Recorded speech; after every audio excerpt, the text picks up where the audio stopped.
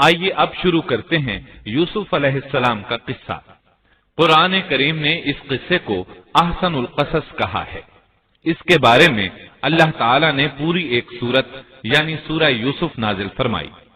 اس قصے میں دو عظیم نبیوں کا تذکرہ ہے، سیدنا یعقوب بن اسحاق علیہ السلام اور یوسف بن یعقوب علیہ السلام کا۔ اپنے بھائیوں کی وجہ سے یوسف علیہ السلام کن حالات کا شکار ہوئے، آپ اس کا تفصیل سے ذکر سنیں گے۔ سورہ یوسف مکی ہے اور یوسف علیہ السلام کا قصہ اگرچہ ابتلاء و آزمائش کی داستان ہے، لیکن اس میں اور بھی بہت سے فوائد ہیں۔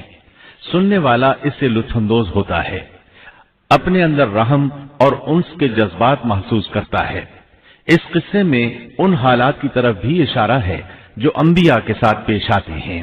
عام انبیاء کے حالات واقعات سے معلوم ہوتا ہے کہ پہلے وہ آسودہ حال تھے، لیکن جب انہوں نے دعوت دی تو ان کی قوم نے انہیں جھٹلایا، پھر آزمائش کا سلسلہ شروع ہوا، پھر ان کی قوموں پر عذاب آیا۔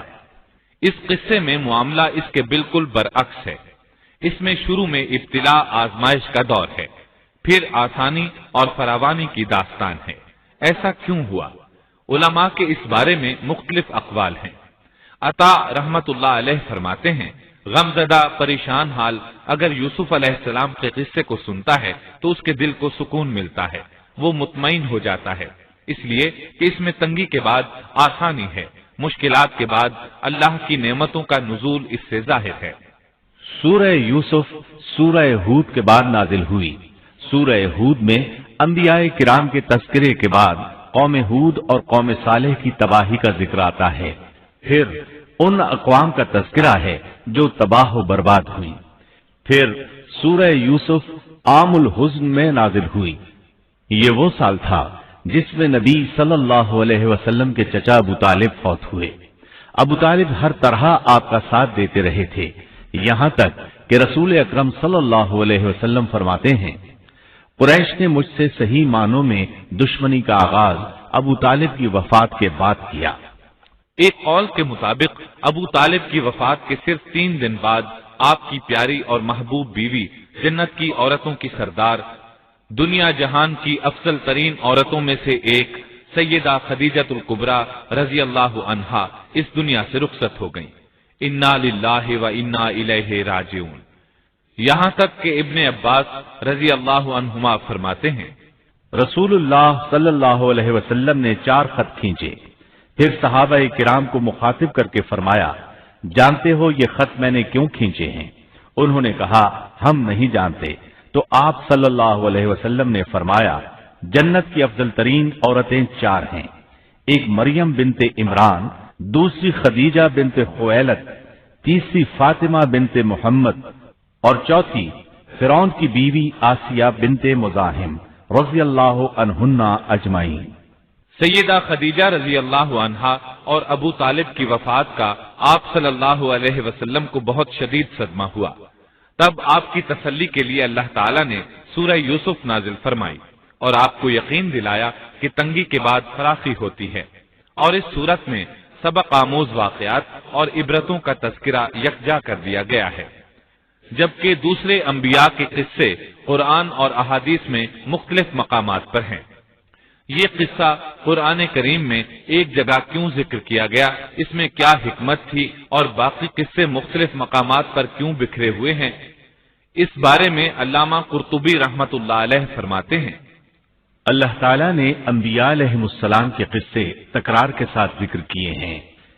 ایک ہی بات کو بلاغت و بیان کے اصول کے تحت مختلف پیرائے میں ذکر کیا ہے، جیسا کہ ابراہیم علیہ السلام کا قصہ ہے۔ جب اللہ کے برگزیدہ فرشتے ان کے پاس آئے تو ان کے آنے پر ابراہیم علیہ السلام نے جو مہمان نوازی کی اس کو مختلف انداز میں بیان کیا گیا ہے۔ ایک جگہ فرمایا، وہ بغیر کسی تاخیر کے بھنا ہوا بچڑا لے آئے۔ دوسری آیت میں فرمایا، پس ابراہیم فربا بچڑے کا گوشت لے آئے۔ ان دونوں جملوں کو جمع کرنے سے معلوم ہوا بھنا ہوا موٹا تازہ بچڑا پیش کیا گیا۔ مختلف جگہوں پر ان کا تذکرہ اس لیے کیا گیا کہ لوگ اس سے عبرت پکڑیں۔ علامہ قرطبی رحمت اللہ علیہ فرماتے ہیں، یوسف علیہ السلام کے قصے کو ایک جگہ اور باقی انبیاء کے قصوں کو علیحدہ بیان کرنے کی ایک حکمت یہ بھی ہے کہ مخالف پر حجت قائم ہو جائے کہ وہ نہ مکرر کلام لا سکتے ہیں اور نہ ہی قصہ یوسف علیہ السلام کی طرح اکٹھا کلام لا سکتے ہیں۔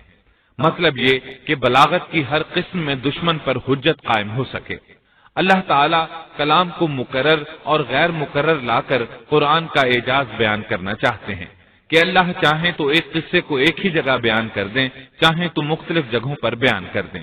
کوئی یہ نہ کہہ سکے کہ دیکھو قرآن میں یہ قصہ علیحدہ علیحدہ بیان ہوا ہے، میں اس کو ایک جگہ بیان کر سکتا ہوں، یا اس کے برعکس یہ نہ کہہ سکے کہ قرآن میں تو یہ قصہ ایک ہی جگہ بیان ہوا ہے، میں اس کو الگ الگ کر کے بیان کر سکتا ہوں۔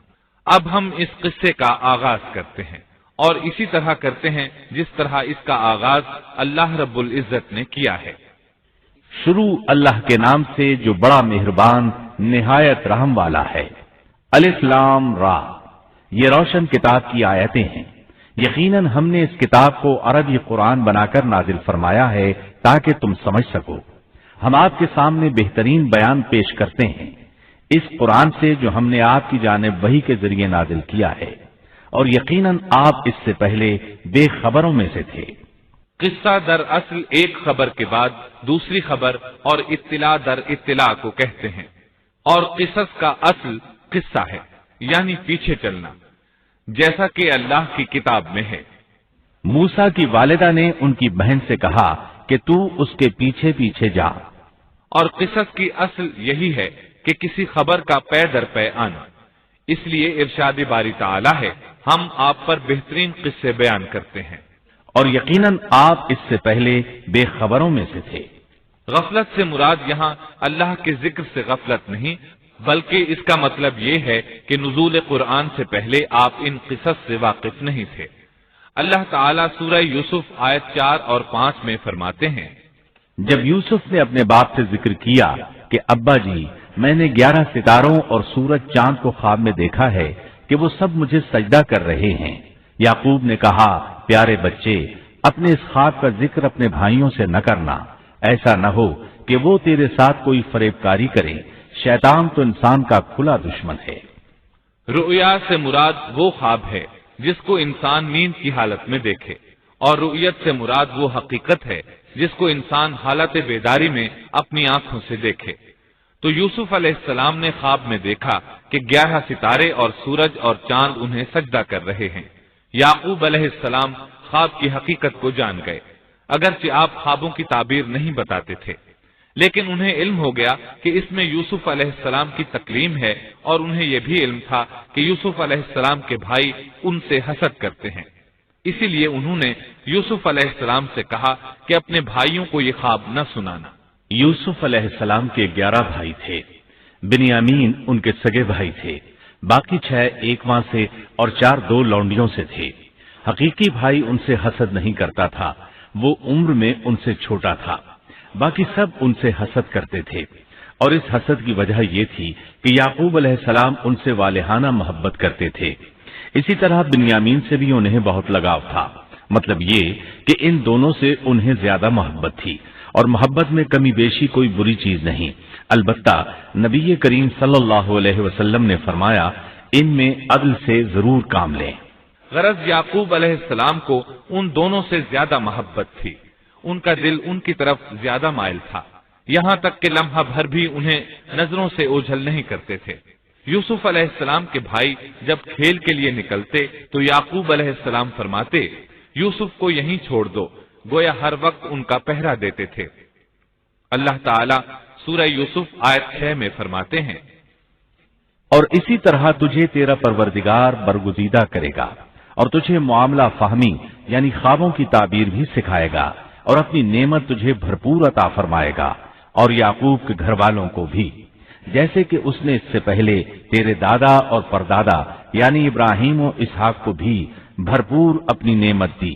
یقیناً تیرا رب بہت بڑے علم والا اور زبردست حکمت والا ہے۔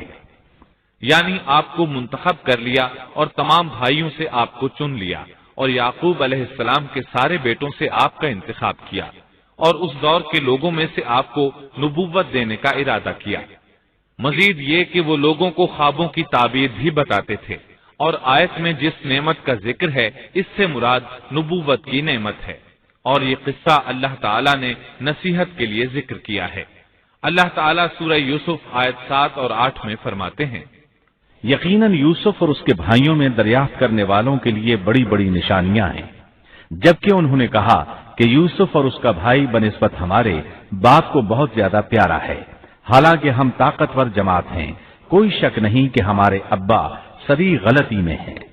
کہا جاتا ہے کہ یہودیوں نے نبی کریم صلی اللہ علیہ وسلم سے یوسف علیہ السلام کے قصے کے متعلق سوال کیا تو یہ مکمل صورت انہیں قصہ سنانے کے لیے نازل ہوئی، جبکہ بنی اسرائیل کو یہ مکمل قصہ معلوم نہ تھا، اور جو معلوم تھا وہ بھی تحریف شدہ تھا۔ قرآن ان کی اس تحریف کو واضح کرنے کے لیے بھی نازل ہوا، اور جو بھی بنی اسرائیل کا شخص یا کوئی اور اس کے متعلق پوچھے گا اس کے لیے عبرتیں اور نصیحتیں ہیں۔ یوسف کے بھائیوں نے کہا کہ ہمارا باپ یوسف اور اس کے بھائی سے زیادہ محبت کیوں کرتا ہے، جبکہ ہم ایک جماعت ہیں۔ اپنے باپ کے اس عمل پر اعتراض کیا، اور یقیناً یہ ایک بہت برا گمان تھا۔ ضلال کا معنی گمراہی ہوتا ہے، لیکن کبھی خطا پر بھی بولا جاتا ہے، اور انہوں نے باہمی مشورہ کیا اور سوچ بچار کے بعد یوسف علیہ السلام کے قتل کی تجویز طے ہوئی۔ اللہ تعالیٰ آیت 9 میں فرماتے ہیں، یوسف کو تو مار ہی ڈالو یا اسے کسی نامعلوم جگہ پھینک دو کہ تمہارے والد کا رخ صرف تمہاری طرف ہی ہو جائے، اس کے بعد تم نیک ہو جانا۔ مطلب یہ کہ وہ آپس میں کہنے لگے یوسف کو قتل کر دو۔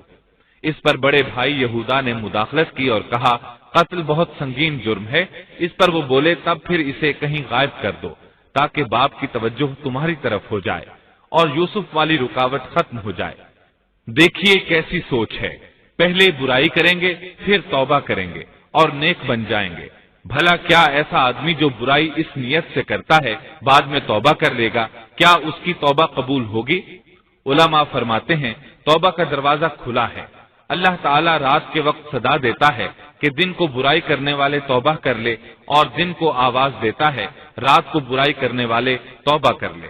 کوئی توبہ کا دروازہ بند نہیں کر سکتا، یہاں تک کہ انسان جتنی بار بھی گناہ کر کے توبہ کرے اللہ قبول کرتا ہے۔ اس لیے اللہ نے ان کی توبہ قبول کر لی۔ تاہم اس بات سے ڈرنا چاہیے کہ اگر گناہ کرنے کے بعد توبہ کا موقع ہی نہ ملے اور موت آ لے تو کیا ہوگا؟ یہ بات نہایت ہی خوفناک ہے کہ توبہ کا موقع ہی نہ ملے۔ اللہ تعالیٰ آیت نمبر 10 میں فرماتے ہیں، ان میں سے ایک نے کہا یوسف کو قتل تو نہ کرو بلکہ اسے کسی اندھے کنویں کی تہ میں ڈالاؤ کہ اسے کوئی آتا جاتا قافلہ اٹھا لے جائے، اگر تمہیں کرنا ہی ہے تو یوں کرو۔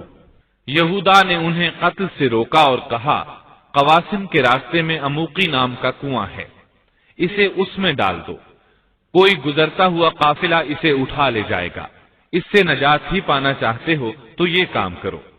سب نے اس بات سے اتفاق کیا۔ اب اپنے باپ کے پاس گئے، باپ سے انہوں نے جو کہا آیت 11 اور 12 میں آتا ہے، انہوں نے کہا ابا آخر آپ یوسف کے بارے میں ہم پر اعتبار کیوں نہیں کرتے؟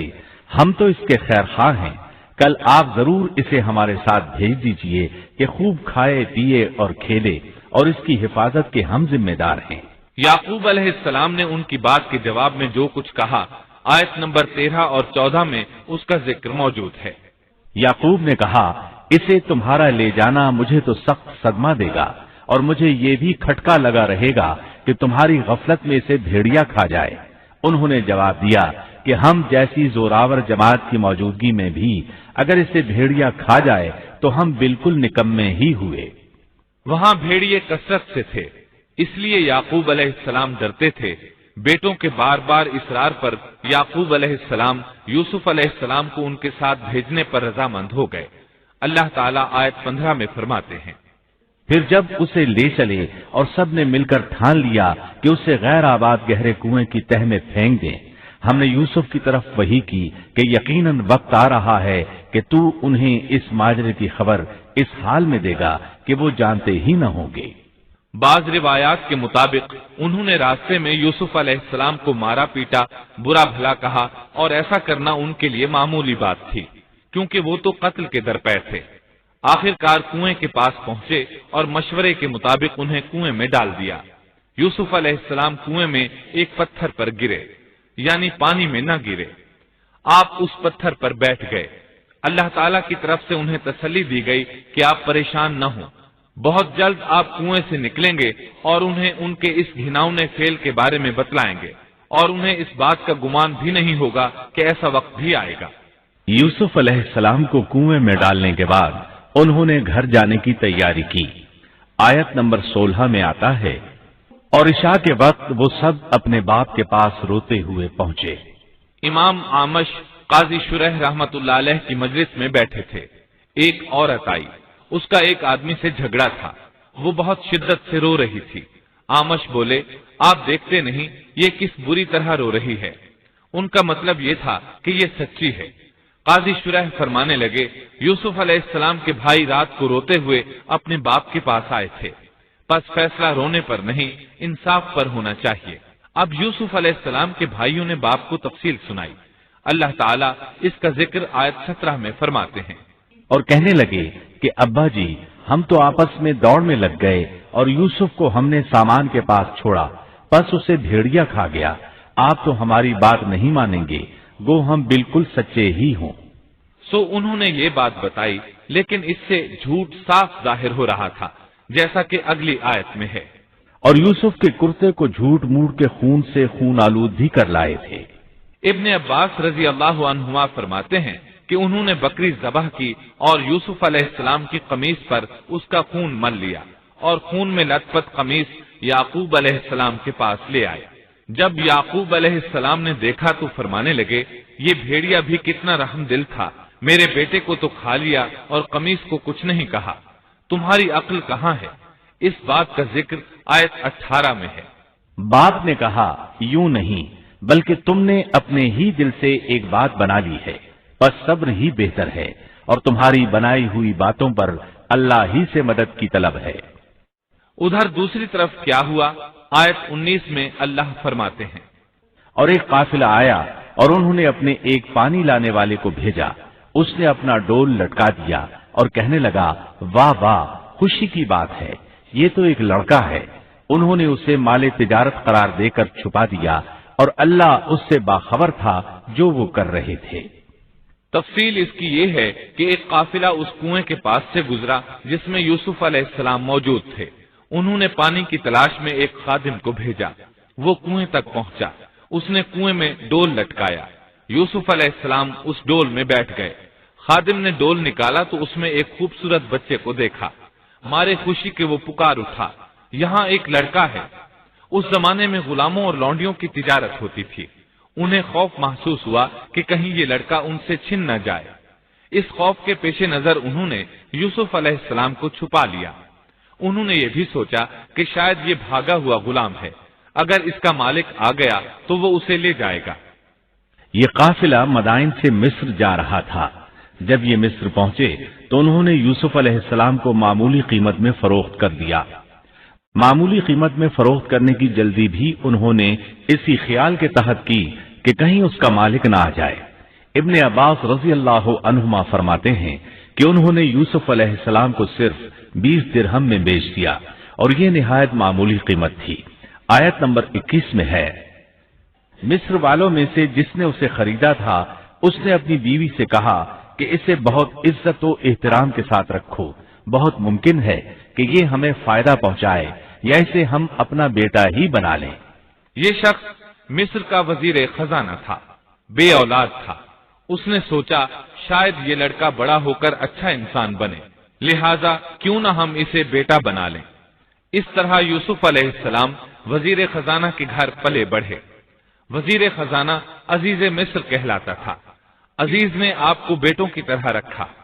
آپ کچھ بڑے ہوئے تو شاہی محل کی دیکھ بھال آپ کے ذمے لگا دی گئی، شاہی محل کے تمام اختیارات آپ کے سپرد کر دیے گئے۔ اللہ تعالیٰ آیت 21 اور 22 میں فرماتے ہیں، یوں ہم نے مصر کی سرزمین میں یوسف کا قدم جما دیا کہ ہم اسے خواب کی تعبیر کا کچھ علم سکھا دیں۔ اللہ اپنے ارادے پر غالب ہے، لیکن اکثر لوگ بے علم ہوتے ہیں۔ اور جب یوسف پختگی کی عمر کو پہنچ گئے تو ہم نے اسے قوت فیصلہ اور علم دیا. ہم نیک کاروں کو اسی طرح بدلہ دیتے ہیں. یوسف علیہ السلام بہت پاکیزہ اور توحید والے ماحول میں پروان چڑھے. گھر کا سارا انتظام انہی کے ہاتھ میں تھا. آپ بہت بصیرت اور سوجھ بوجھ سے گھر کا نظام چلا رہے تھے. ابھی عزیز مصر کی بیوی نے آپ کو گمراہ کرنے کی کوشش نہیں کی تھی کہ حلم، علم اور بصیرت کی صفات آپ میں موجود تھیں. مفسرین لکھتے ہیں جب یوسف علیہ السلام کی عمر 17-18 سال کی ہوئی تو جوانی کے ساتھ ان کے حسن میں مزید اضافہ ہوا. حسن یوسف واقعی بے مثال تھا. نبی اکرم صلی اللہ علیہ وسلم فرماتے ہیں، معراج کی رات میری ملاقات یوسف علیہ السلام سے ہوئی. ایسا لگتا تھا کہ دنیا کا نصف حسن یوسف علیہ السلام کو ملا ہے. مفسرین اس کی وضاحت کرتے ہیں کہ حسن کو اللہ تعالیٰ نے 2 حصوں میں تقسیم کیا ہے. آدھا حسن یوسف علیہ السلام کو دیا اور آدھا باقی ساری مخلوق میں تقسیم کر دیا. اللہ اکبر، یہ ہے حسن یوسف. اور جب یوسف کے حسن کی کیفیت یہ ہے تو پھر اس کے خالق کے کیا کہنے. جب عزیز مصر کی بیوی نے ان کا حسن دیکھا تو بے اختیار ہو گئی. اس کے اندر ہیجان پیدا ہوا. اس نے یوسف علیہ السلام سے بدکاری کا ارادہ کر لیا. ان کے ساتھ لطف و عنایت کا سلسلہ شروع کر دیا اور پھسلانے کے جتنے طریقے ہو سکتے تھے وہ اختیار کیے. ناز و نخرے کے ساتھ اس سے پیش آنے لگی. اللہ آیت 23 میں فرماتے ہیں، اس عورت نے جس کے گھر میں یوسف تھے یوسف کو بہلانا پھسلانا شروع کیا کہ وہ اپنے نفس کی نگرانی چھوڑ دے اور دروازے بند کر کے کہنے لگی، لو آ جاؤ. یوسف نے کہا، اللہ کی پناہ، وہ میرا رب ہے، مجھے اس نے بہت اچھی طرح رکھا ہے. بے انصافی کرنے والوں کا بھلا نہیں ہوتا ہے. مطلب یہ کہ آخر نوبت یہاں تک پہنچ گئی کہ ایک دن اس نے سارے دروازے بند کر لیے اور کہنے لگی، آئیے یوسف، میں نے یہ زیب و زینت آپ کے لیے کی ہے. یوسف علیہ السلام فرمانے لگے، اللہ کی پناہ، یہ ناممکن ہے، میں ایسا نہیں کر سکتا. کیا میں اپنے مالک کی گھر والی سے بدکاری کروں جس نے مجھے اپنے بیٹوں کی طرح ناز و نعمت میں رکھا؟ یہ بہت بڑا ظلم ہے اور ظالم لوگ فلاح نہیں پا سکتے. آپ نے فوراً انکار کر دیا، اس لیے کہ آپ صاحب علم تھے، صاحب حلم تھے، بادشاہ کے مقام اور مرتبے کو جاننے کے ساتھ برائی کے نقصانات سے بھی باخبر تھے. خود صاحب فضل تھے اور اہل فضل کے مقام و مرتبے سے بھی واقف تھے. قرآن کریم کی آیات آپ کی طہارت اور پاکیزگی بیان کر رہی ہیں. آیت 24 میں ہے، اس عورت نے یوسف کا قصد کیا اور یوسف اس کا قصد کرتے اگر وہ اپنے پروردگار کی دلیل نہ دیکھتے. یوسف علیہ السلام نے اس کا ارادہ نہیں کیا، یہاں تک کہ اللہ تعالیٰ کی مہربانی سے ان کے دل میں اس گناہ کا خیال تک نہیں آیا. اللہ تعالیٰ نے آخر آپ کو علم بھی دیا تھا اور حلم بھی. آپ بادشاہ کے مرتبے سے واقف تھے، نیک تھے، جانتے تھے زانی کبھی فلاح نہیں پا سکتا، بلکہ آپ نے تو فوراً کہہ دیا، اللہ کی پناہ، میں ایسا ہرگز نہیں کر سکتا. اتنی بڑی آزمائش میں ان کے دل میں خیال آنا ممکن تھا. جیسا کہ سخت گرمی اور پیاس کی حالت میں کسی کو ٹھنڈے پانی کا گلاس ملے تو دل میں پانی پی لینے کا خیال ضرور آتا ہے، لیکن پھر یاد آتا ہے کہ وہ روزے سے ہے. لیکن یوسف علیہ السلام کے دل میں تو اتنا سا خیال بھی نہیں آیا. اس کی وجہ یہ تھی کہ آپ نے اپنے رب کی دلیل دیکھی تھی. وہ دلیل کیا تھی، اس بارے میں مفسرین کے مختلف اقوال ہیں. بعض کہتے ہیں آپ نے جبرائیل علیہ السلام کو دیکھا، بعض کہتے ہیں آپ نے یعقوب علیہ السلام کو دیکھا، وہ انہیں انگلی کے اشارے سے منع کر رہے تھے. بعض میں لکھا ہے کہ آپ نے دروازے پر یہ لکھا دیکھا تھا، بے شک زنا بڑی بے حیائی اور بہت ہی بری راہ ہے. بہرحال یہ مفسرین اور مورخین کے اقوال ہیں. اس بارے میں کوئی صحیح حدیث نہیں ملتی. اتنا ہے کہ آپ نے کوئی ایسی چیز دیکھی ضرور تھی جس کی بنا پر آپ کو خیال تک نہ آیا، اور برہان اللہ ہی کی طرف سے تھی، اس نے انہیں سوچنے بھی نہ دیا. اللہ آیت نمبر 24 میں فرماتے ہیں، اس طرح ہم نے انہیں اس برائی اور بے حیائی سے بچا لیا کیونکہ وہ ہمارے مخلص بندوں میں سے تھے. اللہ نے آپ کو صرف زنا سے نہیں برائی سے بھی بچا لیا. یہ اس بات کی دلیل ہے کہ آپ نے ارادہ تک نہیں کیا. پھر اسی آیت میں اللہ نے آپ کو اپنا برگزیدہ بندہ فرمایا، اور یہ ممکن ہی نہیں کہ کوئی انسان اللہ کے برگزیدہ بندوں میں سے بھی ہو और फिर कुफ्र भी करे, हरगिज मुमकिन नहीं। अंबिया ऐसी बातों से पाक रहते हैं। अजीज मिस्र की बीवी ने इसरार किया, आपको मजबूर किया और लगी चिमटने, तो यूसुफ अलैहिस्सलाम वहां से भागे। अजीज की बीवी आपके पीछे भागी।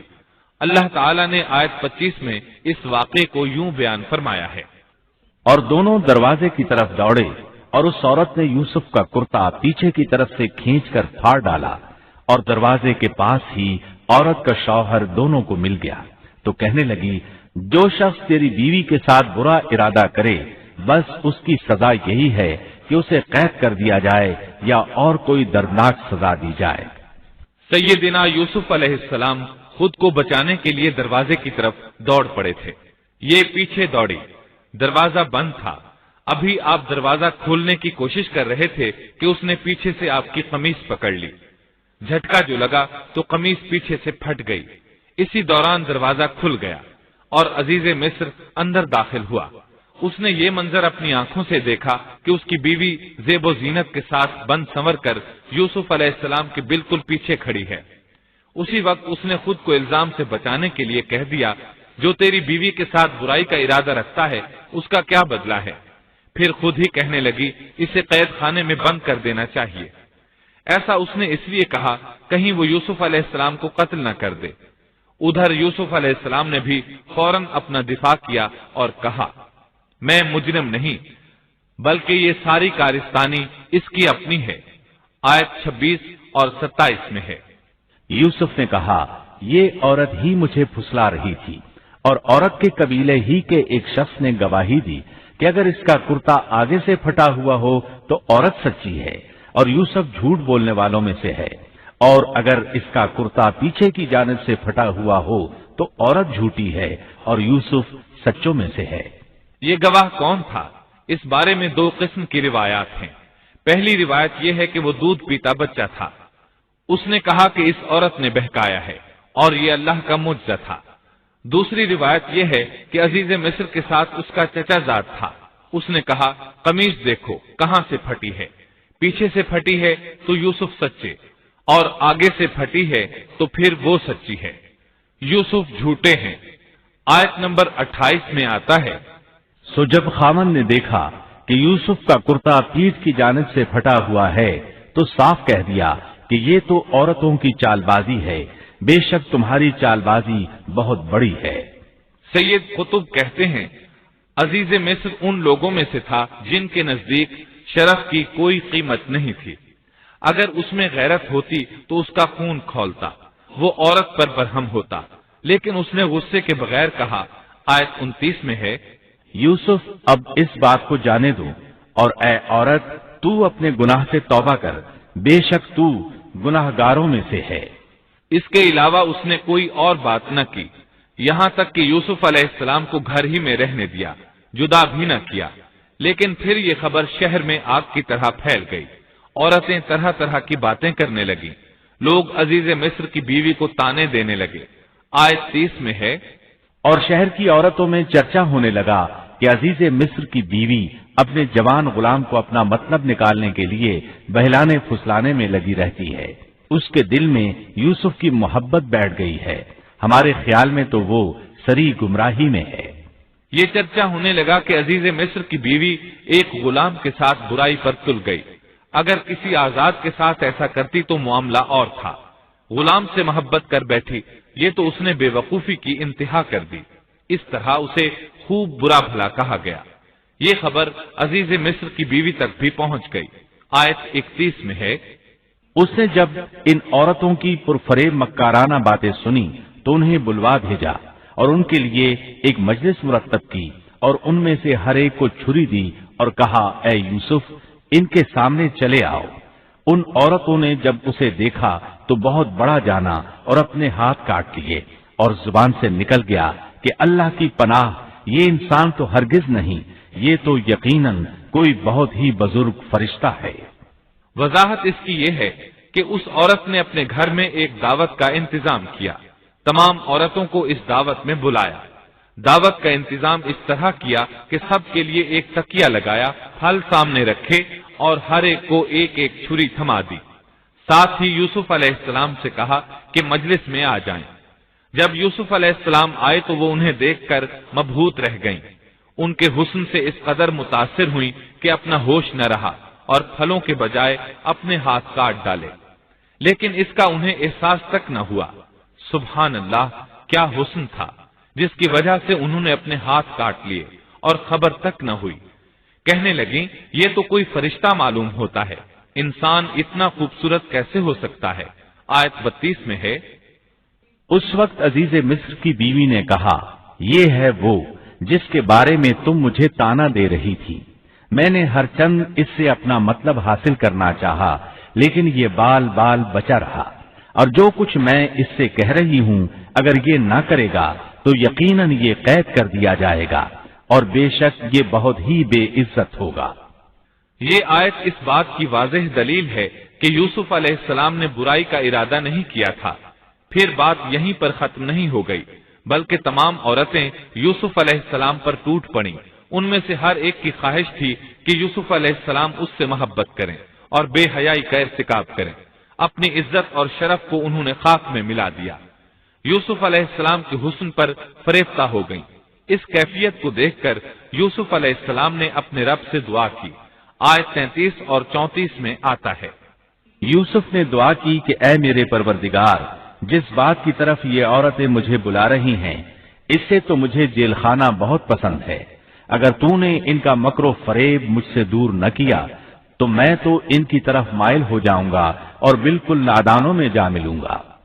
اس سے ظاہر ہوا سب عورتیں یوسف علیہ السلام کو اپنی طرف متوجہ کر رہی تھیں۔ انہوں نے ہر طریقہ اختیار کیا، لیکن یوسف علیہ السلام نے کسی ایک کی طرف توجہ نہ دی۔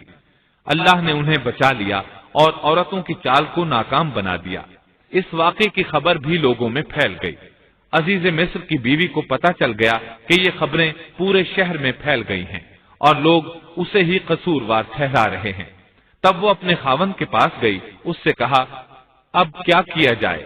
سب لوگ مجھے ہی الزام دے رہے ہیں، معاملہ بہت پھیل گیا ہے، اس بات کو دبانے کے لیے کچھ کرنا چاہیے۔ عزیز مصر نے کہا، پھر کیا کیا جائے؟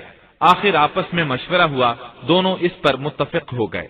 ابن عباس رضی اللہ عنہما فرماتے ہیں، انہوں نے یوسف علیہ السلام کو ایک گدھے پر سوار کیا اور ایک ڈھول والا ساتھ کر دیا اور یہ منادی کرائی کہ اس عبرانی غلام نے اپنی مالکہ کے ساتھ برائی کی کوشش کی ہے، لہٰذا اسے اس جرم کی پاداش میں جیل میں ڈالا جاتا ہے۔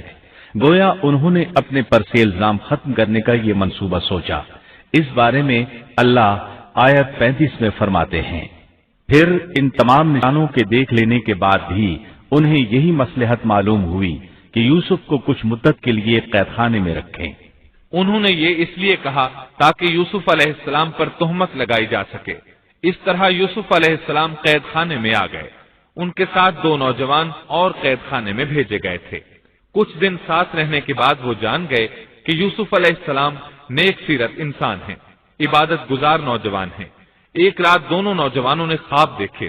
صبح ہوئی تو دونوں یوسف علیہ السلام کے پاس گئے اور اپنا اپنا خواب سنایا۔ قرآن کریم آیت 36 میں اس کو یوں بیان کرتا ہے، اس کے ساتھ ہی 2 اور جوان بھی جیل خانے میں داخل ہوئے۔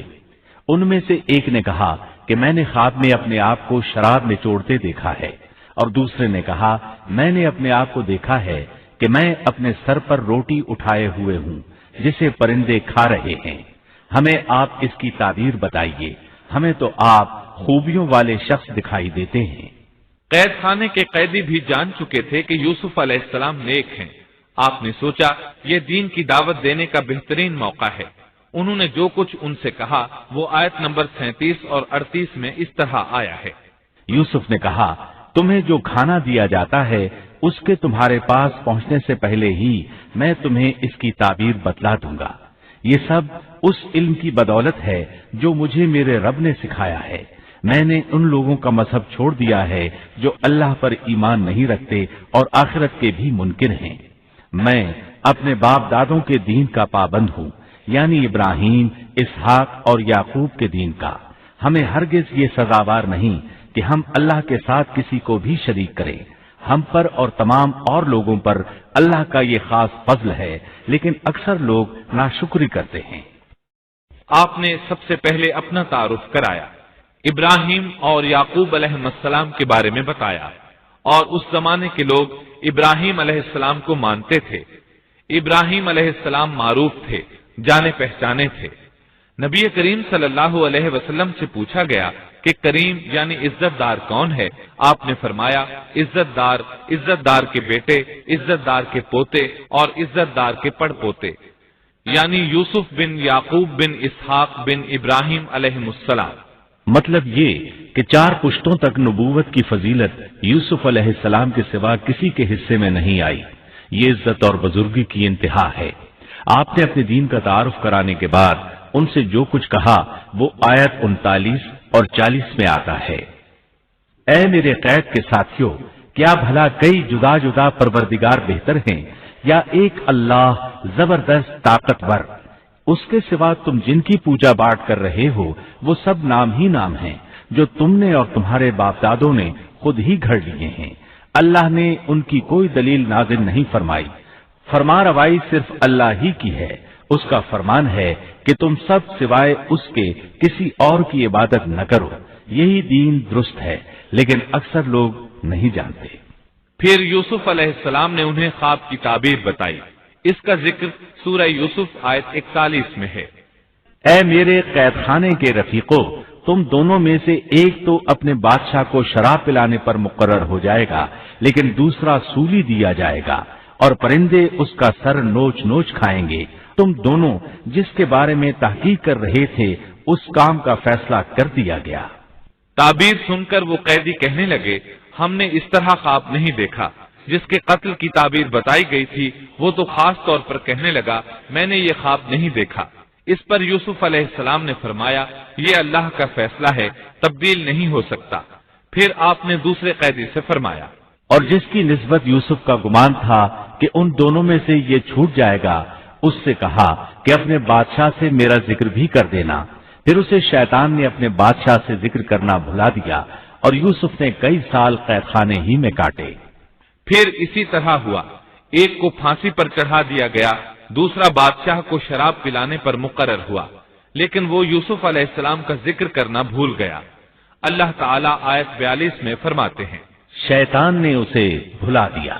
اس آیت کی تفسیر بعض مفسرین نے یہ کی ہے کہ شیطان نے یوسف علیہ السلام کو اپنے رب یعنی اللہ تعالیٰ کی یاد سے غافل کر دیا، اور انہوں نے ایک بندے سے چاہا کہ وہ اپنے رب یعنی شاہ مصر سے ان کا تذکرہ کر کے ان کی رہائی کی کوشش کرے۔ اس لیے اللہ تعالیٰ نے ان کو یہ سزا دی کہ وہ کئی سال تک جیل میں پڑے رہے۔ یہ تفسیر بالکل غلط ہے۔ درست یہ ہے کہ فَأَنْسَاهُ کی ضمیر اس شخص کی طرف لوٹتی ہے جس کے متعلق یوسف علیہ السلام کا گمان تھا کہ وہ رہائی پانے والا ہے، اور اس آیت کے معنی یہ ہیں کہ شیطان نے اس شخص کو اپنے آقا سے یوسف علیہ السلام کا ذکر کرنا بھلا دیا، جیسا کہ علامہ ابن کثیر اور دیگر مفسرین نے اسی طرح کہا ہے۔ انس رضی اللہ عنہ سے مروی یہ روایت کہ اللہ تعالیٰ نے یوسف علیہ السلام کی طرف وحی کی کہ اے یوسف، تجھے تیرے بھائیوں سے کس نے نجات دی؟ فرمایا، اے اللہ، آپ نے۔ اللہ نے پھر پوچھا، یوسف، تجھے کنویں سے کس نے نکالا؟ انہوں نے جواب دیا، اللہ، آپ نے۔ اللہ تعالیٰ نے پھر پوچھا، یوسف، تجھے عورتوں سے کس نے بچایا؟ کہا، اللہ، آپ نے۔ اب اللہ نے فرمایا، پھر اب اللہ کے سوا کسی اور سے نجات کیوں طلب کرتے ہو؟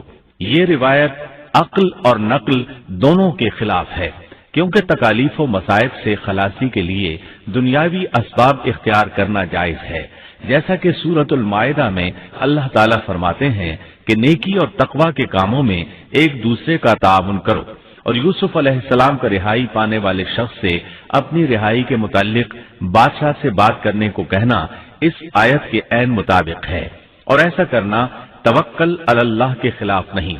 لہذا مذکورہ بیان کردہ روایت جس طرح سند کے اعتبار سے کمزور ہے، اسی طرح مفہوم کے اعتبار سے بھی قرآن کے خلاف ہے۔ یوسف علیہ السلام قید خانے میں پڑے ہیں، کسی کو ان کی خبر تک نہیں۔ یہ ان کی ایک اور آزمائش تھی، کسی کو خبر ہو تو نکالے۔ آخر کچھ مدت بعد بادشاہ نے خواب دیکھا۔ بادشاہ نے کہا، میں نے خواب میں دیکھا ہے کہ 7 موٹی تازی فربا گائیں ہیں جن کو 7 دبلی پتلی لاغر گائیں کھا رہی ہیں، اور 7 بالیاں ہیں ہری ہری، اور دوسری سات بالکل خشک۔ اس خواب نے بادشاہ کو پریشان کر دیا۔ اس نے کہا، اے درباریو، میرے اس خواب کی تعبیر بتلاؤ اگر تم خواب کی تعبیر دے سکتے ہو۔ انہوں نے جواب دیا، یہ تو اڑتے اڑاتے پریشان خواب ہیں، اور ایسے شوریدہ پریشان خوابوں کی تعبیر جاننے والے ہم نہیں۔ جب وہ خواب کی تعبیر نہ بتا سکے تب اس ساقی کو یوسف علیہ السلام یاد آئے۔ وہ چونک اٹھا۔ ان دو قیدیوں میں سے جو رہا ہوا تھا اسے مدت کے بعد یاد آ گیا اور کہنے لگا، میں تمہیں اس کی تعبیر بتلا دوں گا، مجھے جانے کی اجازت دیجیے۔ قید خانہ شہر سے باہر تھا، انہوں نے اسے ادھر روانہ کر دیا۔ وہ جیل پہنچا، یوسف علیہ السلام سے ملا اور بولا، اے یوسف، اے بہت بڑے سچے، آپ ہمیں اس خواب کی تعبیر بتلائیے کہ 7 موٹی تازی گائیں ہیں جنہیں 7 دبلی پتی گائیں کھا رہی ہیں، اور 7 بالکل سبز خوشے ہیں، اور 7 ہی دوسرے بالکل خشک ہیں، تاکہ میں واپس جا کر ان لوگوں سے کہوں تاکہ وہ سب جان لیں۔ تب یوسف علیہ السلام نے خواب کی تعبیر بتائی۔ یوسف نے جواب دیا کہ تم 7 سال تک پیر در پیر لگاتار حسب عادت غلہ بویا کرنا، اور فصل کاٹ کر اسے بالیوں سمیت ہی رہنے دینا، سوائے اپنے کھانے کی تھوڑی سی مقدار کے۔ اس کے بعد 7 سال نہایت سخت قحط کے آئیں گے، وہ اس غلے کو کھا جائیں گے جو تم نے ان کے لیے ذخیرہ رکھ چھوڑا تھا، سوائے اس تھوڑے سے غلے کے جو تم محفوظ کر کے رکھو گے۔ آپ نے صرف خواب کی تعبیر نہیں بتائی بلکہ علاج بھی بتایا۔ اس کے بعد ایک اور بات بھی بتائی۔ اس کے بعد جو سال آئے گا اس میں لوگوں پر خوب بارش برسائی جائے گی، اور وہ اس میں شیرہ انگور بھی خوب نچوڑیں گے۔ ساقی بہت تیزی سے واپس گیا، بادشاہ کو پوری تفصیل بتائی۔ تب بادشاہ نے کہا، یوسف کو میرے پاس لاؤ۔ بادشاہ کا قاصد واپس آیا اور آپ سے کہا، بادشاہ آپ کو بلا رہا ہے۔ یوسف علیہ السلام نے کہا، میں قید خانے سے نہیں نکلوں گا۔ نبی کریم صلی اللہ علیہ وسلم فرماتے ہیں، اللہ یوسف علیہ السلام پر رحم فرمائے، انہوں نے کس حد تک صبر کیا۔ ان کی جگہ میں ہوتا اور مجھے قید خانے سے نکلنے کے لیے کہا جاتا تو میں فوراً باہر نکل جاتا۔ 7 سال تک قید میں رہنے کے بعد اگر کوئی قیدی سے باہر نکلنے کے لیے کہے اور وہ باہر نکلنے سے انکار کر دے تو یہ بات عجیب ہی لگ سکتی تھی، لیکن یوسف علیہ السلام ہر طرح سے بری ہو کر نکلنا چاہتے تھے۔ چنانچہ آپ نے کہا، یوسف نے کہا، اپنے بادشاہ کے پاس واپس جا اور اس سے پوچھ کہ ان عورتوں کا حقیقی واقعہ کیا ہے جنہوں نے اپنے ہاتھ کاٹ لیے تھے۔ ان کے ہیلے کو صحیح طور پر جاننے والا میرا پروردگار ہی ہے۔ قاصد واپس آیا، اس نے بادشاہ کو یوسف کا جواب سنایا۔ اب بادشاہ نے ان عورتوں کو جمع کیا اور کہا، بادشاہ نے پوچھا، اے عورتوں، اس وقت کا صحیح واقعہ کیا ہے جب تم داؤ فریب کر کے یوسف کو اس کی دلی منشا سے بہکانا چاہتی تھی؟ انہوں نے صاف جواب دیا کہ معاذ اللہ، ہم نے یوسف میں کوئی برائی نہیں پائی۔ پھر تو عزیز مصر کی بیوی بھی بول اٹھی کہ اب تو حق سچ واضح ہو گیا ہے، میں نے ہی اسے برگلایا تھا اس کے جی سے، اور یقیناً وہ سچوں میں سے ہے۔ یوسف نے کہا، یہ اس واسطے کہ عزیز مصر جان لے کہ میں نے اس کی پیٹھ پیچھے اس کی خیانت نہیں کی، اور یہ بھی کہ اللہ دغابازوں کے ہتھ کنڈے چلنے نہیں دیتا۔ میں اپنے نفس کی پاکیزگی بیان نہیں کرتا، بے شک نفس تو برائی پر ابھارنے والا ہی ہے، مگر یہ کہ میرا پروردگار ہی اپنا رحم کرے، یقیناً میرا پالنے والا، بڑی بخشش کرنے والا اور بہت مہربانی فرمانے والا ہے۔ بعض مفسرین کے نزدیک یہ یوسف علیہ السلام کا قول ہے، اور یہ انہوں نے اس وقت کہا جب جیل میں ان کو یہ ساری تفصیل بتلائی گئی، یا بعض کے بقول بادشاہ کے پاس جا کر انہوں نے یہ کہا۔ بعض مفسرین کے نزدیک یہ بھی عزیز مصر کی بیوی ہی کا قول ہے، اور مطلب یہ ہے کہ یوسف کی غیر موجودگی میں بھی اسے غلط طور پر تہمت لگا کر خیانت کا ارتکاب نہیں کرتی، بلکہ امانت کے تقاضوں کو سامنے رکھتے ہوئے اپنی غلطی کا اعتراف کرتی ہوں۔ یا یہ مطلب ہے کہ میں نے یوسف کو پھسلانے کی کوشش ضرور کی، لیکن واقعہ یہ ہے کہ اپنے خاوند کی خیانت نہیں کی اور کسی بڑے گناہ میں واقع نہیں ہوئی۔ حافظ ابن کثیر نے اسی قول کو ترجیح دی ہے اور اسے سیاق و معانی کے اعتبار سے زیادہ مناسب اور موزوں قرار دیا ہے۔ آیت 54 میں اللہ تعالیٰ فرماتے ہیں، بادشاہ نے کہا، اسے میرے پاس لاؤ کہ میں اسے اپنے خاص کاموں کے لیے مقرر کر لوں۔ پھر جب اس سے بات چیت کی تو کہنے لگا کہ آپ ہمارے ہاں آج سے ذی عزت اور امانت دار ہیں۔ تب یوسف علیہ السلام بولے، یوسف نے کہا، آپ مجھے ملک کے خزانوں پر مقرر کر دیجئے، میں حفاظت کرنے والا اور باخبر ہوں۔ اسی طرح ہم نے یوسف کو ملک کا قبضہ دے دیا کہ وہ جہاں کہیں چاہے رہے سہے۔ ہم جسے چاہیں اپنی رحمت پہنچا دیتے ہیں۔ ہم نیکوکاروں کا ثواب ضائع نہیں کرتے۔ یقیناً ایمانداروں اور پرہیزگاروں کو اخروی اجر بہت ہی بہتر ہے۔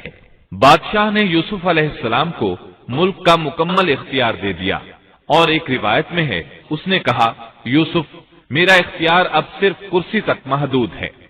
اس طرح تمام معاملات یوسف علیہ السلام کے اختیار میں آ گئے اور خیر و برکت کے سال شروع ہو گئے۔ یوسف علیہ السلام نے ان سالوں سے خوب فائدہ اٹھایا۔ ہر طرف بھلائی ہی بھلائی ہو گئی، غلے کی فراوانی ہو گئی۔ جس طرح یوسف علیہ السلام چاہتے تھے اسی طرح خرچ کیا جاتا تھا۔ پھر اس طرح 7 سال ختم ہو گئے اور قحط کے سال شروع ہو گئے۔ اس قحط نے نہ صرف مصر کو بلکہ فلسطین وغیرہ کے علاقوں کو بھی اپنی لپیٹ میں لے لیا۔ اب چونکہ مصر بہت زیادہ خوشحال تھا، یوسف علیہ السلام نے 7 سال تک غلے کو بچا بچا کر رکھا تھا، اس لیے لوگ مصر آنا شروع ہو گئے۔ فلسطین میں بھی غلہ ختم ہو گیا۔ یعقوب علیہ السلام اور ان کے بیٹوں تک بھی قحط کے اثرات پہنچ گئے، بلکہ ان کے علاقے میں قحط شدید ہو گیا۔ تلاش کے باوجود غلہ نہیں ملتا تھا، ملتا بھی تھا تو بہت مہنگا۔ فلسطین میں خبر پہنچی کہ مصر کا بادشاہ پرانی قیمت پر غلہ دے رہا ہے۔ یہ خبر اس لیے پہنچی کہ یوسف علیہ السلام پرانی قیمت پر غلہ فروخت کر رہے تھے۔ چنانچہ فلسطین سے غلہ خریدنے کے لیے قافلے مصر آنے لگے۔ یوسف علیہ السلام پرانی قیمت پر غلہ ضرور دیتے، لیکن ایک آدمی کو صرف اتنا دیتے جتنا ایک اونٹ اٹھا سکتا، اس سے زیادہ نہ دیتے، تاکہ تاجر لوگ مال سٹاک کر کے مہنگا نہ بیچیں۔ اس لیے جو غلہ خریدتا تھا اس کے لیے ضروری تھا کہ اپنے گھر والوں کو ساتھ لائے۔ یوسف علیہ السلام ہر ایک سے پوچھتے، تمہارے گھر کے کتنے افراد ہیں، انہیں ساتھ لے کر آؤ۔ اور اس طرح یوسف علیہ السلام کے بھائیوں نے بھی مصر جانے کا ارادہ کر لیا۔ قرآن مجید میں اس کا تذکرہ یوں آیا ہے، یوسف کے بھائی آئے اور یوسف کے پاس گئے تو اس نے انہیں پہچان لیا اور انہوں نے اسے نہ پہچانا۔ یوسف علیہ السلام نے گندم دینے سے پہلے پوچھا، تم کون ہو، کہاں سے آئے ہو، تم جاسوس لگتے ہو۔ وہ قسمیں کھانے لگے۔ آپ نے پوچھا، تمہارا باپ کون ہے، تم کتنے بھائی ہو، کیا تمہارا کوئی اور بھائی بھی ہے، تمہارا کوئی بھائی فوت تو نہیں ہو گیا؟ اس طرح آپ نے ان سے مکمل تفصیل پوچھی۔ انہوں نے اپنے بارے میں بتا دیا۔ آپ نے ان سے کہا، اور جب اس نے ان کے لیے سامان تیار کر دیا تو کہا کہ تم میرے پاس اپنے اس بھائی کو بھی لانا جو تمہارے باپ کی طرف سے ہے۔ کیا تم نے نہیں دیکھا کہ میں پورا ناپ کر دیتا ہوں اور میں ہوں بھی بہترین مہمانی کرنے والوں میں؟ آپ نے ان سے یہ بھی کہا، پس اگر تم اسے میرے پاس لے کر نہ آئے تو میری طرف سے تمہیں کوئی ناپ بھی نہ ملے گا، بلکہ تم میرے قریب بھی نہ پھٹکنا۔ انہوں نے کہا، اچھا، ہم اس کے والد سے تذکرہ کریں گے اور پوری کوشش کریں گے۔ پھر یوسف علیہ السلام نے اپنے غلاموں سے کہا اور اپنے خدمتگاروں سے کہا کہ ان کی پونجی انہی کی بوریوں میں رکھ دو کہ جب لوٹ کر اپنے اہل و عیال میں جائیں اور پونجیوں کو پہچان لیں تو بہت ممکن ہے کہ یہ پھر لوٹ آئیں۔ دراصل یوسف علیہ السلام چاہتے تھے کسی طرح وہ دوبارہ آئیں۔ انہیں یہ خدشہ محسوس ہوا کہ ممکن ہے دوبارہ آنے کے لیے ان کے پاس رقم نہ ہو اور یہ غلہ خریدنے نہ آئیں، اس لیے ان کی قیمت ان کے سامان میں رکھ دی تاکہ وہ دوبارہ آئیں۔ جب یہ گھر پہنچے تو سامان کھولنے سے پہلے باپ سے کہا، جب یہ لوگ لوٹ کر اپنے والد کے پاس گئے تو کہنے لگے، ہم سے تو غلے کا پیمانہ روک لیا گیا، اب آپ ہمارے ساتھ ہمارے بھائی کو بھیجیے کہ ہم پیمانہ بھر کر لائیں، ہم اس کی نگہبانی کے ذمہ دار ہیں۔ یعنی انہوں نے کہا کہ آئندہ ہمیں غلہ اسی صورت میں ملے گا جب ہم اپنے چھوٹے بھائی بنیامین کو ساتھ لے جائیں گے۔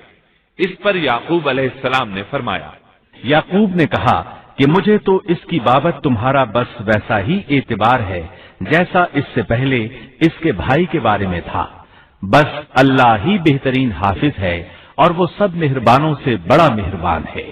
مطلب یہ کہ یعقوب علیہ السلام نے ان کی بات ماننے سے انکار کر دیا۔ اس کے بعد جب انہوں نے اپنا سامان کھولا تو کیا دیکھا؟ جب انہوں نے اپنا سامان کھولا تو انہوں نے اپنا سرمایہ موجود پایا جو ان کی جانب لوٹا دیا گیا تھا۔ کہنے لگے، اے ہمارے باپ، ہمیں اور کیا چاہیے؟ دیکھیے تو یہ ہمارا سرمایہ بھی ہمیں واپس لوٹا دیا گیا ہے۔ ہم اپنے خاندان کو غلہ لا دیں گے اور اپنے بھائی کی نگرانی رکھیں گے اور ایک اونٹ کا پیمانہ زیادہ لائیں گے، یہ ناپ تو بہت آسان ہے۔ جب یعقوب علیہ السلام نے یہ معاملہ دیکھا اور ان کا اصرار بڑھا تو سوچ میں پڑ گئے کہ معاملہ کچھ اور معلوم ہوتا ہے، پس انہیں اللہ تعالی کی طرف سے الہام ہوا کہ ساتھ بھیج دیجیے۔ یعقوب نے کہا، میں تو اسے ہرگز تمہارے ساتھ نہ بھیجوں گا جب تک کہ تم اللہ کو بیچ میں رکھ کر مجھے قول و قرار نہ دو کہ تم اسے میرے پاس پہنچاؤ گے، سوائے اس ایک صورت کے کہ تم سب گرفتار کر لیے جاؤ۔ جب انہوں نے پکا قول و قرار دیا تو انہوں نے کہا، ہم جو کچھ کہتے ہیں اللہ اس پر نگہبان ہے۔ انہوں نے مزید نصیحت کی اور یعقوب نے کہا، اے میرے بچوں، تم سب ایک دروازے سے نہ جانا بلکہ کئی جدا جدا دروازوں میں سے داخل ہونا۔ میں اللہ کی طرف سے آنے والی کسی چیز کو تم سے ٹال نہیں سکتا، حکم صرف اللہ ہی کا چلتا ہے۔ میرا کامل بھروسہ اسی پر ہے اور ہر ایک بھروسہ کرنے والے کو اسی پر بھروسہ کرنا چاہیے۔ مطلب یہ تھا کہ تم 11 نوجوان ہو، تمہیں دیکھ کر کوئی حسد نہ کر بیٹھے، تمہیں نظر نہ لگ جائے، اور نظر کا لگ جانا برحق ہے، اور یہ بسا اوقات انسان کو قبر میں پہنچا دیتی ہے۔ اب یہ روانہ ہوئے۔ جب وہ انہی راستوں سے جن کا حکم ان کے والد نے انہیں دیا تھا گئے، کچھ نہ تھا کہ اللہ نے جو بات مقرر کر دی ہے وہ اس سے انہیں ذرا بھی بچا لے، مگر یعقوب کے دل میں ایک خیال پیدا ہوا جسے اس نے پورا کر لیا۔ بلا شبہ وہ ہمارے سکھلائے ہوئے علم کا عالم تھا، لیکن اکثر لوگ نہیں جانتے۔ مطلب یہ کہ انسان کی کوشش کے باوجود تقدیر اپنا کام دکھا جاتی ہے۔ عطا رحمت اللہ علیہ فرماتے ہیں کہ یعقوب علیہ السلام کے بارے میں یہ جو فرمایا کہ اس کے پاس ہمارا دیا ہوا علم تھا، اس کا مطلب یہ ہے کہ یعقوب علیہ السلام جو بھی بات کرتے تھے اس میں اللہ کا ذکر ہوتا اور غور و فکر کے بعد بات کرتے، پہلے اللہ کا نام لیتے، اور یہی ان کا علم تھا۔ یوسف علیہ السلام کے بھائی گئے اور دربار میں حاضر ہوئے۔ آپ نے معمول کے مطابق ان کی رہائش کا انتظام کیا، ہر دو کو ایک کمرہ دیا۔ اس طرح بنیامین اکیلے بچ گئے۔ یوسف علیہ السلام نے فرمایا، چلو اسے ادھر میرے پاس چھوڑ جاؤ۔ جب وہ چلے گئے تو یوسف علیہ السلام نے انہیں گلے سے لگا لیا۔ یہ سب جب یوسف کے پاس پہنچ گئے تو اس نے اپنے بھائی کو اپنے پاس جگہ دی اور کہا کہ میں تیرا بھائی یوسف ہوں، بس یہ جو کچھ کرتے رہے اس کا کچھ رنج نہ کر۔ مطلب یہ کہ وہ بنیامین کو بھی ستاتے رہے۔ اس کے بعد یوسف علیہ السلام نے کیا کیا، اس کا ذکر سورہ یوسف آیت 70 تا 77 میں سنیے۔ پھر جب انہیں ان کا سامان اسباب ٹھیک ٹھاک کر کے دیا تو اپنے بھائی کے سامان میں پانی پینے کا پیالہ رکھ دیا۔ پھر ایک آواز دینے والے نے پکار کر کہا کہ اے قافلے والو، تم لوگ تو چور ہو۔ انہوں نے ان کی طرف منہ پھیر کر کہا کہ تمہاری کیا چیز کھوئی گئی ہے؟ جواب دیا کہ شاہی پیالہ گم ہے، جو اسے لے آئے اسے ایک اونٹ کے بوجھ کا غلہ ملے گا۔ اس وعدے کا میں ضامن ہوں۔ انہوں نے کہا، اللہ کی قسم، تم کو خوب علم ہے کہ ہم ملک میں فساد پھیلانے کے لیے نہیں آئے اور نہ ہم چور ہیں۔ انہوں نے کہا، اچھا چور کی کیا سزا ہے اگر تم جھوٹے ہو؟ جواب دیا کہ اس کی سزا یہی ہے کہ جس کے اسباب میں سے پایا جائے وہی اس کا بدلہ ہے۔ ہم تو ایسے ظالموں کو یہی سزا دیا کرتے ہیں۔ بس یوسف نے ان کے سامان کی تلاشی شروع کی، اپنے بھائی کے سامان کی تلاشی سے پہلے، پھر اس پیمانے کو اپنے بھائی کے سامان سے نکالا۔ ہم نے یوسف کے لیے اسی طرح یہ تدبیر کی۔ اس بادشاہ کے قانون کی روح سے یہ اپنے بھائی کو نہیں روک سکتا تھا، مگر یہ کہ اللہ کو منظور ہو۔ ہم جس کے چاہیں درجے بلند کر دیں، ہر ذی علم پر فوقیت رکھنے والا دوسرا ذی علم موجود ہے۔ انہوں نے کہا کہ اگر اس نے چوری کی تو کوئی تعجب کی بات نہیں، اس کا بھائی بھی پہلے چوری کر چکا ہے۔ یوسف نے اس بات کو اپنے دل میں رکھ لیا اور ان کے سامنے بالکل ظاہر نہ کیا، کہا کہ تم بڑے بدقماش ہو اور جو تم بیان کرتے ہو اسے اللہ ہی خوب جانتا ہے۔ اب وہ بادشاہ یعنی یوسف علیہ السلام کی منت سماجت کرنے لگے۔ انہوں نے کہا کہ اے عزیز مصر، اس کے والد بڑی عمر کے بالکل بوڑھے شخص ہیں، آپ اس کے بدلے ہم میں سے کسی کو لے لیجئے، ہم دیکھتے ہیں کہ آپ بڑے نیک نفس ہیں۔ یوسف نے کہا کہ ہم نے جس کے پاس اپنی چیز پائی ہے اس کے سوا دوسرے کی گرفتاری کرنے سے اللہ کی پناہ چاہتے ہیں، ایسا کرنے سے تو ہم یقیناً ناانصافی کرنے والے ہو جائیں گے۔ جب وہ اس سے مایوس ہو گئے تو تنہائی میں بیٹھ کر مشورہ کرنے لگے۔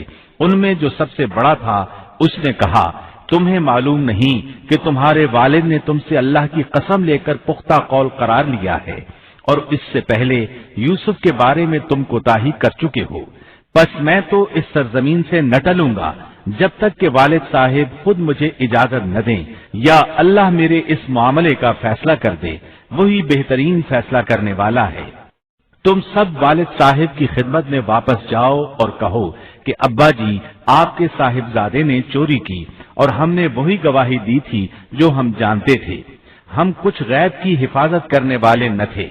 آپ اس شہر کے لوگوں سے دریافت فرما لیں جہاں ہم تھے، اور اس قافلے سے بھی پوچھ لیں جس کے ساتھ ہم آئے ہیں، اور یقیناً ہم بالکل سچے ہیں۔ یعقوب نے کہا، یہ تو نہیں بلکہ تم نے اپنی طرف سے بات بنا لی، بس اب صبر ہی بہتر ہے، قریب ہے کہ اللہ ان سب کو میرے پاس ہی پہنچا دے، وہی علم و حکمت والا ہے۔ پھر یعقوب علیہ السلام رونے لگے اور کہنے لگے، پھر ان سے منہ پھیر لیا اور کہا، ہائے یوسف! ان کی آنکھیں بوجہ رنج و غم کے سفید ہو چکی تھیں اور وہ غم کو دبائے ہوئے تھے۔ بیٹوں نے کہا، واللہ آپ ہمیشہ یوسف کی یاد ہی میں لگے رہیں گے، یہاں تک کہ گھل جائیں یا ختم ہی ہو جائے۔ اس پر یعقوب علیہ السلام نے کہا، انہوں نے کہا کہ میں تو اپنی پریشانیوں اور رنج کی فریاد اللہ ہی سے کر رہا ہوں، مجھے اللہ کی طرف سے وہ باتیں معلوم ہیں جو تم نہیں جانتے۔